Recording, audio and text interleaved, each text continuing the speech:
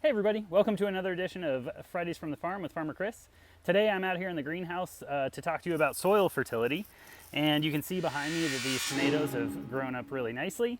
The soil has been tested in the past, and then we make sure to amend with what it needs for these tomatoes to be able to thrive. And so different plants require different nutrients, different amendments. And so that soil test is really important because it determines what we need to add in order to get the best plant.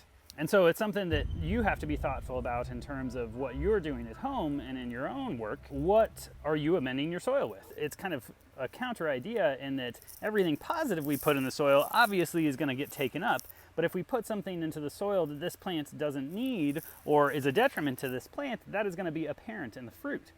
And so it's really important to, as you're doing your plans or as you're moving forward with anything, you need to know what you're ending up feeding to your end result. If it's not the right stuff, the end result is not going to be beneficial. It's not going to come to fruit the way that you want it to.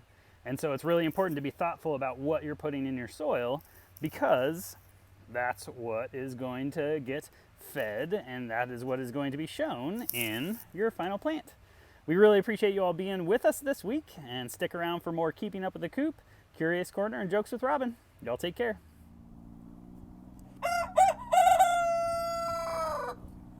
Hey everybody, welcome to another edition of Keeping Up with the Coop. So this week I decided that it was time to get to know some of our chickens a little bit better. We get to spend a lot of time with them, and they each have their own personality and their own unique qualities.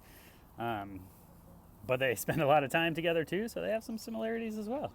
So I hope you enjoy. Hello everybody, my name's Hennepin Feathermax, and I've been living at the farm for about 4 to 5 years.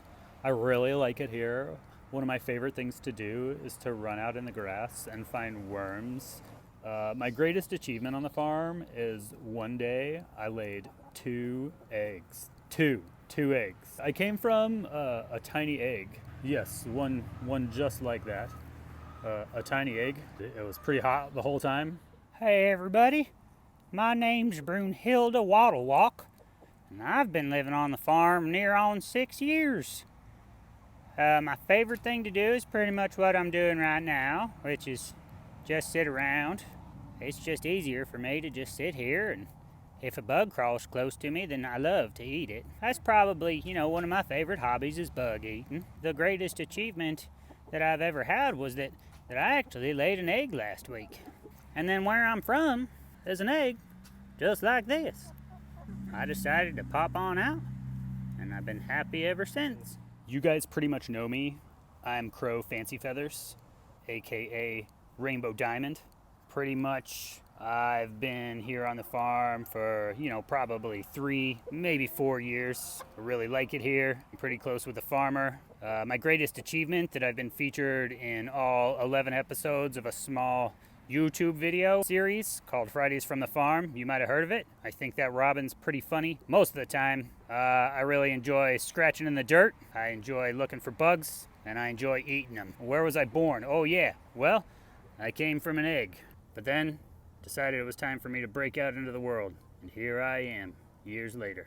So, my name's Sir Featherfoot. I'm the current rooster here in the PSOE Farms coop. My job's pretty straightforward. If I see a bird flying by overhead that I don't recognize, I make a noise. If I see a mouse or a rat run by, I make a noise. Sometimes I make noises if leaves fall. I oftentimes make noises if people walk by. Sometimes I make noises just to make noises. So basically, my favorite thing to do is make noise. I hope you all enjoy hanging out in my coop. I know that it's certainly a pretty good time around here. Yeah. Thank you so much for keeping up with the coop all the time. And a big shout out to the people who help out around here. Without them, we couldn't do what we do. Y'all have a good day. Well, there you have it. My feathered friends all hatched out of eggs here on our farm, all different in their own unique way. I hope you've enjoyed keeping up with the coop today. Thanks for being with us. Hey everybody, welcome to another Curious Corner with Mr. Chris. Today's topic is erosion. My curiosity to you all, and I'm starting off at the front of the clip with this, is what causes erosion? What forces or elements or whatever it might be, what causes erosion, and my job as the farms manager in dealing with it. And so you can see behind me, this is one of the ways that we've begun to deal with erosion, is we've put some things in place as natural barriers that hopefully prevent further erosion.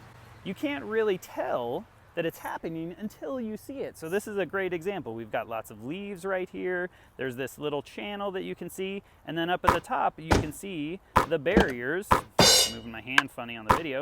You can see the barriers that we've put in place to try and prevent more of that soil from coming down the hill. And so my role as the farms manager is to walk my property and to observe my space and my environment to try and identify areas that are beginning to erode. And the reason we do this is because it could potentially become hazardous, either to ourselves, to the plants that are growing on this hillside, or even potentially to the structures up top. So up here at the top, I found a really good example of erosion. So right behind me, you can see our sidewalk. You can see this rather large hole right here.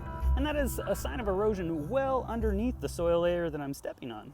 And the concern for me is that that space of erosion likely leads up underneath my sidewalk. And so I need to do something to mitigate this erosion so that it doesn't continue.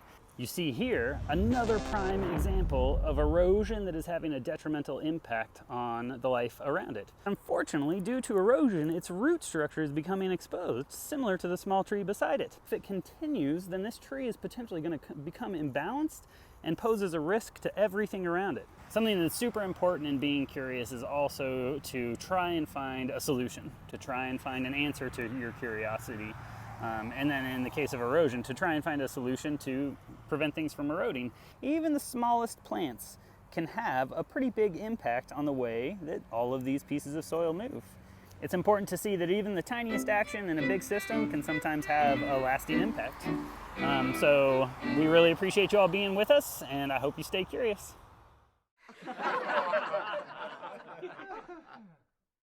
So, why don't eggs tell jokes?